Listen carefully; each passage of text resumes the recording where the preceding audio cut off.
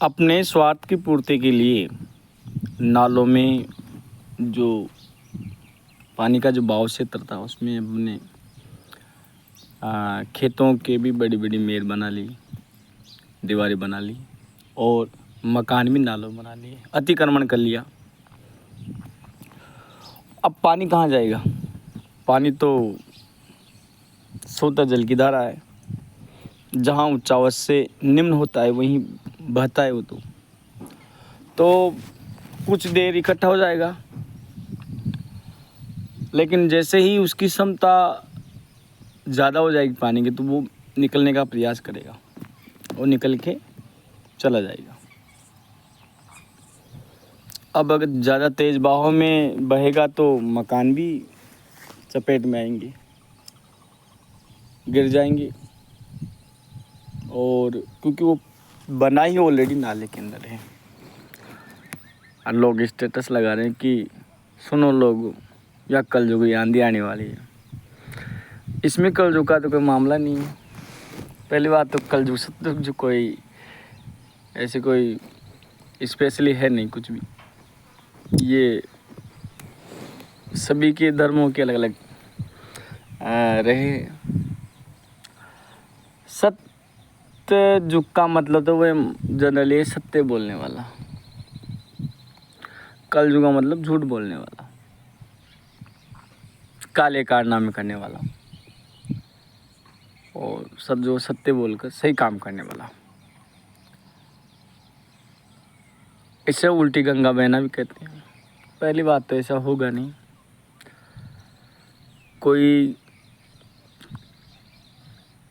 वैज्ञानिक तकनीक से ही उल्टी गंगा बह सकती है, मतलब कि नीचावच से उच्चावच की ओर, निम्नता से उच्च की ओर पानी अगर पहुंचा दे तो वो कोई वैज्ञानिक तकनीक हो सकती है, मानवीय क्रिया हो सकती है। इसके अलावा ऐसा तो सब तक तो कोई ऐसा है नहीं कुछ भी सिस्टम। हाँ,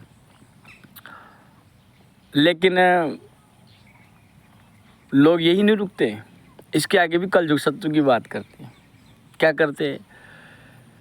कोई महिला पढ़ लिख लेती है और वो आधुनिकता में डल जाती है तो लोग उसके लिए भी कहते हैं कैसे देखो कैसा कलयुग आ गया यार, ये ऐसे कपड़े पहन दिए, तो लोग उसको भी कलयुगी मान रहे हैं। उसने कोई बुरे काम तो किए नहीं है, पढ़ी लिखी हो, नौकरी पेशा वाली है, उसके लिए कुछ लोग यही कहते हैं। मैंने तो यहाँ तक देखा है कि जो जब शूद्र शिक्षा देने लग गए तो लोग उसको कलयुग मांग रहे हैं। मतलब कि अगर मान लो ब्राह्मण है, वो कोई काम कर रहा है तो कलयुग आ गया, देखो ब्राह्मण ये काम कर रहा है, क्यों नहीं कर सकता भाई? और शूद्र है जो मतलब कि दूसरा काम क्यों नहीं कर सकते? मैंने सुना है लोगों की ऐसे, जैसे अभी कोई जैसे कई मुख्यमंत्री बन जाए तो उसके लिए भी यही कहते हैं कि देखो कलयुग आ गया, ये तो ये हो गया।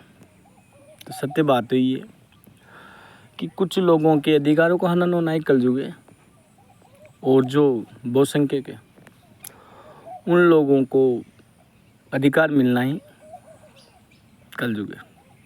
वास्तव में यही है। सतयुग का मतलब ये है कि आप जितने पढ़े लिखे हो लेकिन वो अनपढ़ लोगों को सलाम करें,